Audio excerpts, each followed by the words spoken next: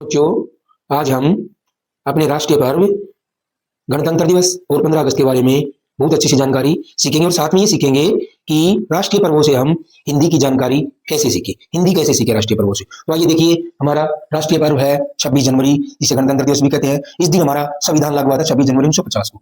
दूसरा हमारा राष्ट्रीय पर्व है 15 अगस्त, स्वतंत्रता दिवस। 15 अगस्त 1947 को हमें आजादी मिली थी। अब इन्हीं दोनों राष्ट्रीय पर्वों से संबंधित हमारे दो शब्द लहराना और फहराना की संपूर्ण जानकारी। तो ये सीखेंगे कि लहराना किसे कहते हैं, फहराना क्या होता है। अब 26 जनवरी के दिन लहराया जाता है राष्ट्रीय ध्वज या फहराया जाता है। तो इन दो शब्दों की समुचित जानकारी लेंगे और ये जानेंगे कि सांस्कृतिक जो हमारी भाषण अभिव्यक्ति में क्या झंडा फहराना मौलिक अधिकार है। देखिए, राष्ट्रीय ध्वज को फहराना संवैधानिक अधिकार, भाषण और अभिव्यक्ति की स्वतंत्रता के भाग के अनुच्छेद ध्यान से 19A के तहत राष्ट्रीय ध्वज फहराना एक मौलिक अधिकार है।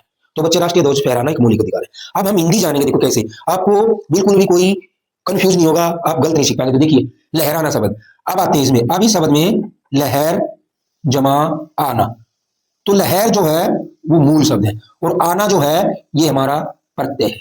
अब प्रत्यय में होते हैं वे लघुवांश, वे शब्दांश जो किसी मूल शब्द के अंत में लगते हैं। तो जैसे होगा लहराना, लहर मूल शब्द है, ये मूल शब्द है और आना प्रत्यय है। अब लहराना क्या है कि 26 जनवरी 1950 को राष्ट्रीय ध्वज को महामहिम राष्ट्रपति द्वारा लहराया जाता है।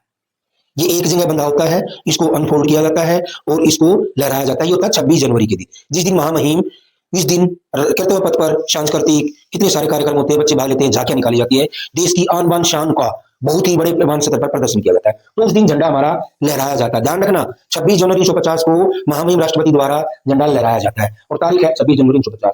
अब हिंदी सीखते हैं, लहर मूल शब्द, आना प्रत्यय है, ये होगा। अब दूसरा है जैसा हमारा इसी तरह फहराना, ध्यान से देखना बच्चों, फहराना।